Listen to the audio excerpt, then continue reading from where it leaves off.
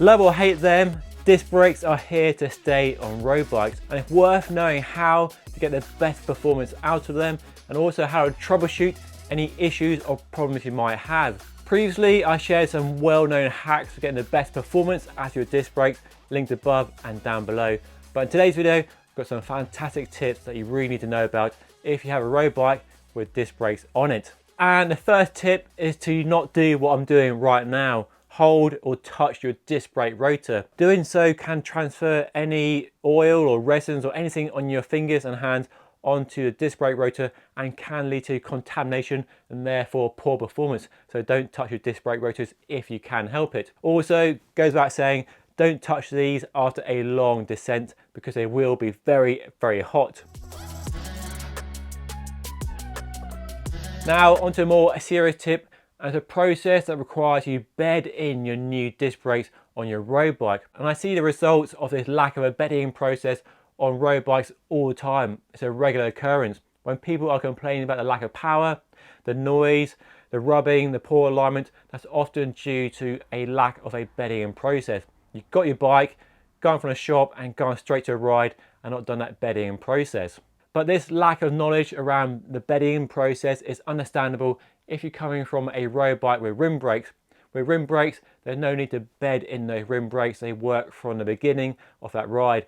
And the idea behind the bedding process is simply to heat up the disc brake rotors and the disc brake pads and transfer some of the material from the disc brake pads onto a disc brake rotor to create a perfect surface for the maximum power they should deliver. Now, what does that involve and what does it mean? It's worth checking with the manufacturer of your disc brakes because they can vary a little bit, but the general concept is the same. But go to their website, have a look and just make sure you do it in the way they recommend. But the most common method is to ride along the road at a steady speed, about 15 or 18 miles per hour, and then strongly apply the brakes and slow down to a walking speed. But crucially, you don't want to stop. So you want to slow down to walking speed, but don't come to a dead halt, just slow down.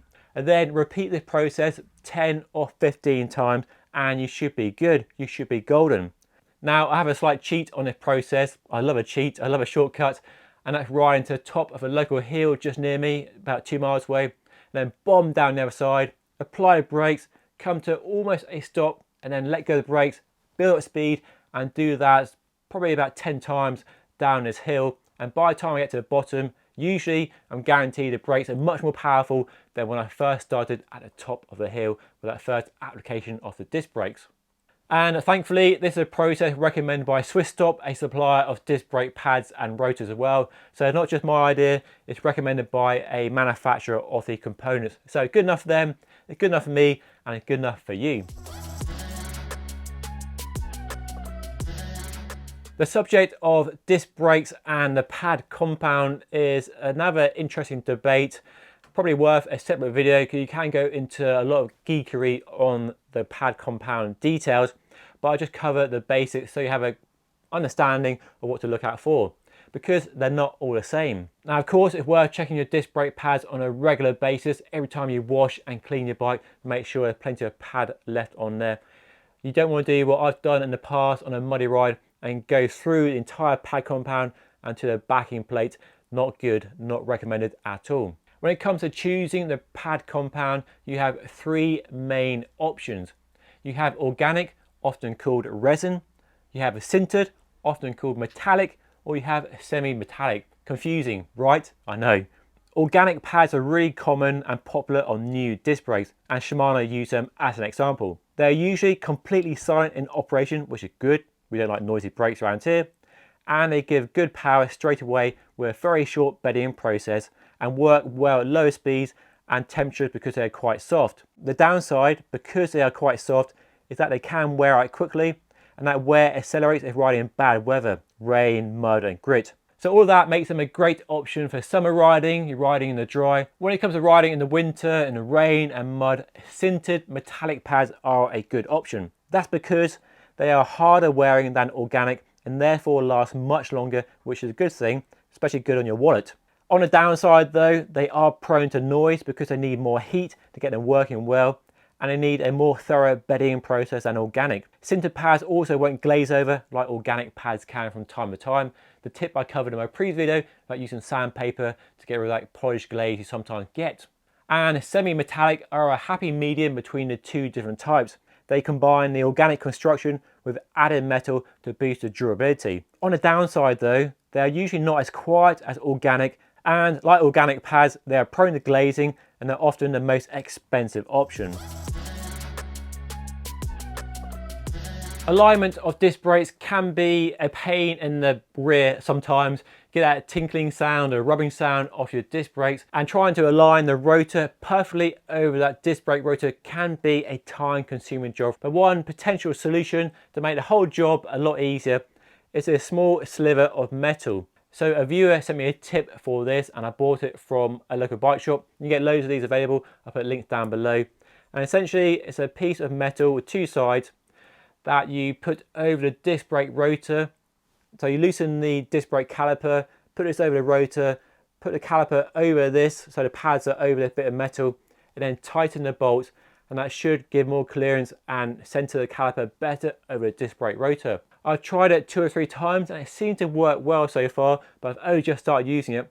But that does seem like a pretty handy little hack for getting perfect alignment and perfect pad spacing on your disc brake setup. So pretty cheap, pretty effective little solution that, and a nice little hack, so I can get on board with that for sure. Another issue I often see is people traveling with their bikes in cars, going to an event or riding somewhere new, and they're taking a wheel, usually a front wheel, out of the bike. They get to their destination, go to put the wheel back in, but they can't get a disc brake rotor between the pads because they've accidentally pulled the brake lever and that pushed the pads out of the calipers. So what you need to do in this case is get a tie lever, it's quite a good option, or a flat blade screwdriver, and gently prise the brake pads apart.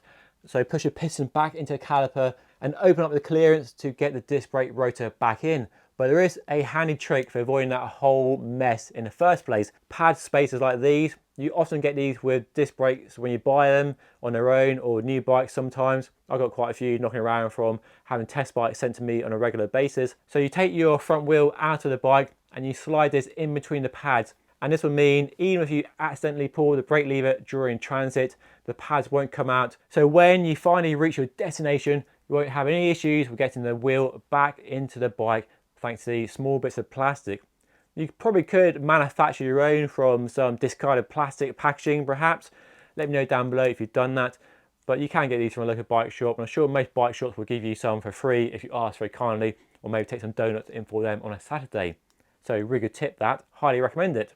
If you like those tips on how to get the best out of your hydraulic disc brakes and improve their performance, then make sure you check out this video here or some other ways to make sure you get the best out of your disc brakes. I know I'm making it sound really complex and complicated, but honestly, in my experience, disc brakes are really easy to look after. Just worth knowing some of the tricks and tips to make sure you troubleshoot any issues or problems that might arise compared to rim brakes, which require a different set of solutions to their own problems because they aren't trouble-free in my experience. So let me know what you think of your tips, and if you've got your own tips, feel free to leave a comment down below. But that's all for today. Thank you so much for watching. I'll see you all again very soon.